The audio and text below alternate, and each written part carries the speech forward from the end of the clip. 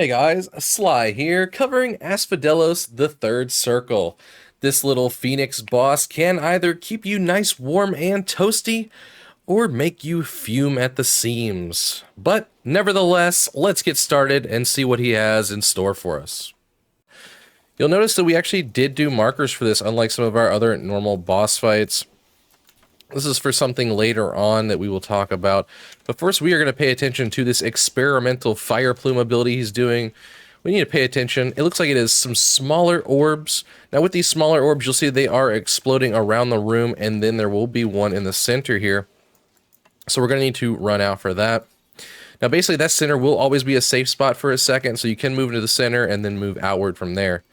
Now, this other type right here is a single giant fire orb, so you just want to be near the edge of the rooms because it just lands in the center. Nothing too crazy going on with those. Right here we have a Scorch Exultation happening. It's simply basically your big raid-wide AoE. It hits really, really hard. So healers, pay attention to that, and if possible, pop some cooldowns. Now here you will see there was a double tank buster. There was one on each of us. It hits fairly hard, even with a 30%. You know, we both got brought down a bit. Part of that, of course, being that vulnerability. But it does hit fairly hard. It does do a radius around you, so don't stack on top of each other or stand near other people. And now we're moving on to the first part where you have to actually pay attention to some stuff, is this Darkened Fire. You will see 4 people get marked up, and you need to have those people stand on a Darkened Fire, and the Phoenix will then explode those. You cannot do damage to them by other means that I've noticed. So simply just trying to get those people to move to a marker just makes it a lot easier. Now here he's doing a right Cinder Wing. Want to be away from the right side of the boss there. So again, tank positioning is pretty important with that. You see him here. Looks like he's going to fly down the center of the room, doing a nice line attack right there. And this right here is why we marked our tanks and put some markers on the ground.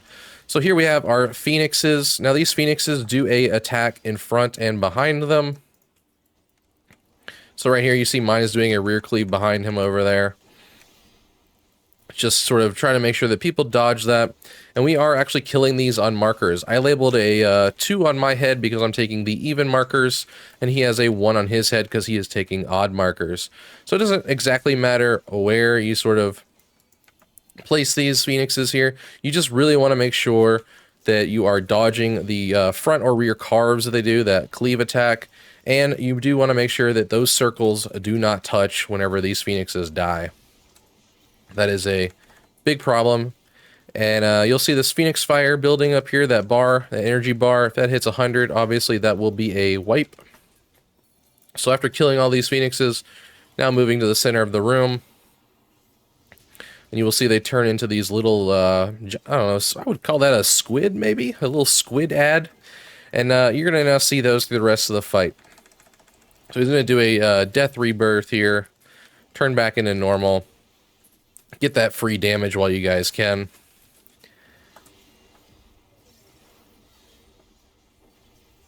So now you'll see he has these nice little squid ads hanging out with him, causing some extra damage. There was that wing attack that I did not pay attention to. Fledging flight. So here you notice those squids disappeared for a second. They are actually landing around the room. Similar to the third Alliance raid from Shadowbringers, where those robots would sort of spawn around the edges of the room. You more or less just want to keep moving into the new safe locations by running around and then spreading out from your teammates here as we all get these nice little purple circles.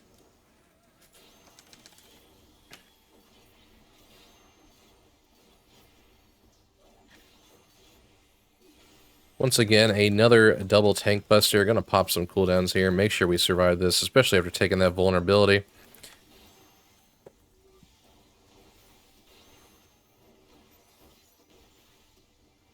Devouring Brand. You're starting to see this line that was building up down here on the room right next to me here. Basically, these are going to go all the way to the middle of the room, and then they will explode a little bit wider than what they appear. So here you go. They look like they exploded right there. Simply just want to avoid that.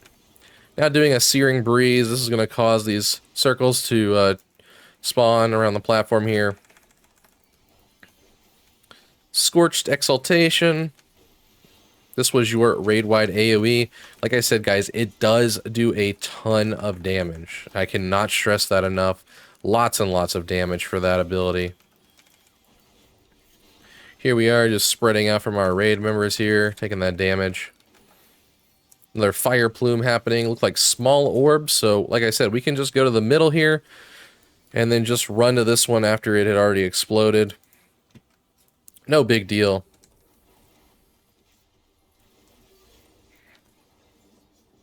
And we have the boss flying away once again. Looks like he's going over there. Going to be traveling down the center of the room, along with us getting this nice little spread mechanic here. Double tank buster happening. Gonna give a little bit of distance to my co-tank here.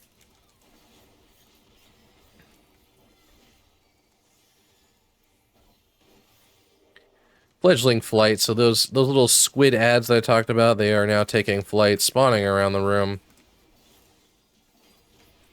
So we're gonna want to go.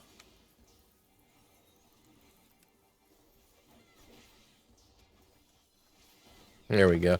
Now we can just sort of run around as the order they spawned in, dodging that attack before returning back to normal.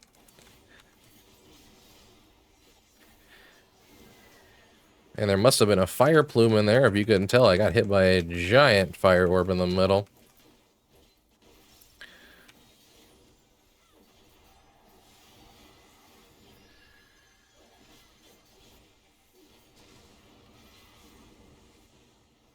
Lots of things happening, guys. Lots of things. Here we have a fire line traveling down the center once again.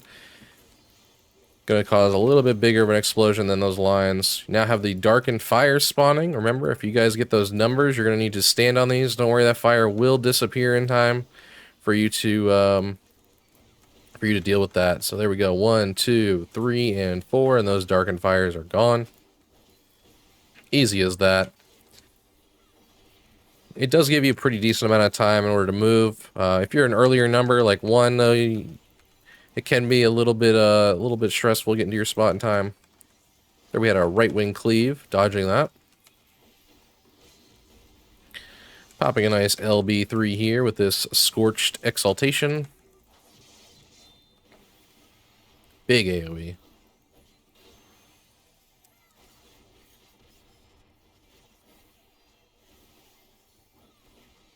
Oh, here we go. Spreading out from people, trying to make sure everyone lives.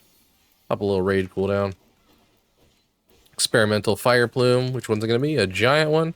Simply staying on the edge here as that falls right in the middle of the room.